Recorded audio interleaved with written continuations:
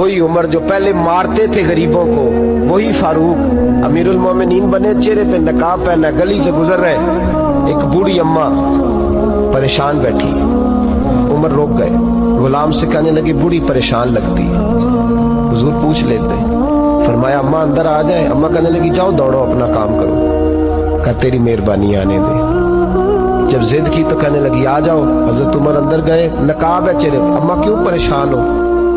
کہنے لگی عمر سے بڑی شکایت۔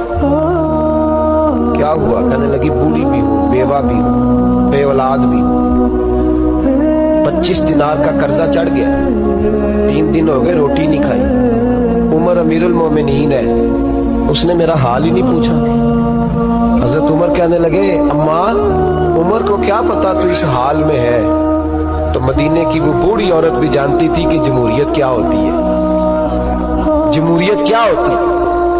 اماں عمر کو کیا پتا کہ تو اس حال میں ہے؟ تو وہ اماں بولی، کہنے لگی کیا کہا تم نے؟ عمر کو پتا نہیں؟ تو عمر کو جا کے میرا پیغام دے دو کہ حکومت چھوڑ دے، اس کے حوالے کرے جو غریبوں کا پتہ رکھ سکتا ہے، نہ ادھر ادھر کی تو بات کر، یہ بتا کہ قافلہ کیوں لٹا؟ مجھے رہزنوں سے غرض نہیں، تیری رہبری کا سوال ہے۔ تو بہانہ کر کے سائیڈ پہ ہو گیا، بول، تو پتہ رکھ نہیں سکتا تو کیوں حکومت کرتا ہے؟ آپ کے غلام کہتے ہیں عمر دوڑ لگا کے باہر نکلے، کھانا پکا پکایا گھر سے لائے، 25 دینار بھی لائے، 2 بوریاں اناج کی کندھوں پہ رکھ لی۔ غلام کہنے لگا حضور مجھے دے دیں، فرمایا وعدہ کر قیامت کے دن بھی میرا بوجھ اٹھائے گا؟ حضور میں نہیں اٹھا سکتا۔ عمر لائے، اس بوڑھی اماں کو 25 دینار دیے، 2-3 مہینے کا راشن دیا، کھانا کھلایا۔ یہاں تو جس کا 200-400 ووٹ ہو اسے ہے کوئی سردار چودھری پوچھ لے، غریبوں کو کون پوچھتا ہے؟ لیکن جب میلاد کا انقلاب آتا ہے پھر غریبوں کی عزت بڑھتی ہے۔ حضرت عمر اماں کے پیروں میں بیٹھ گئے، کہنے لگے اماں چل عمر کو میری خاطر معاف کر دے۔ اماں نے ایک لفظ کہا تو آپ کے غلام کہتے ہیں عمر کو اتنا روتے کبھی نہیں دیکھا جتنا عمر آج روئے۔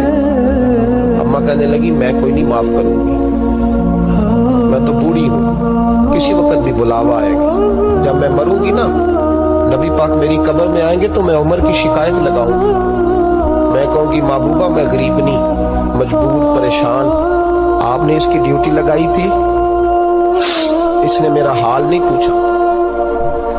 آپ کے غلام کہتے ہیں عمر اس طرح روتے جیسے بچہ بلک کے روتا۔ کہنے لگے اماں اس طرح نہ کرنا، عمر بڑا کمزور ہے، وہ بڑا کمزور ہے، وہ یہ شکایت نہ لگانا، عمر بڑا ماڑا ہے، حضور کا سامنا نہیں کر سکے۔ اماں کہنے لگی نہیں، میرا دکھ ہی بڑا ہے، میں عمر کی شکایت لگاؤں گی۔ حضرت فاروق اعظم منت کرنے لگے تو بوڑھی کہنے لگی چل تیری خاطر عمر کو معاف کیا۔ حضرت عمر کہنے لگے مجھے لکھ کے دے، اماں کہنے لگی تم لکھ دو میں سائن کر دیتی ہوں۔ حضرت عمر نے لکھا فلاں بنت فلاں عمر سے ناراض تھی، پھر عمر نے راضی کر لی۔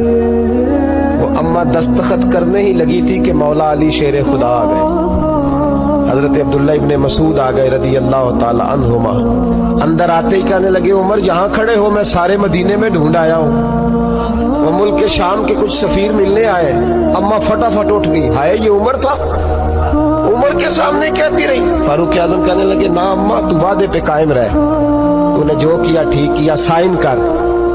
اماں نے دستخط کیے تو حضرت عمر حضرت مولا علی شیر خدا کرم اللہ تعالی وجہ الکریم کو خط دے کے کہنے لگے علی گواہ کے سائن آپ بھی کر دو،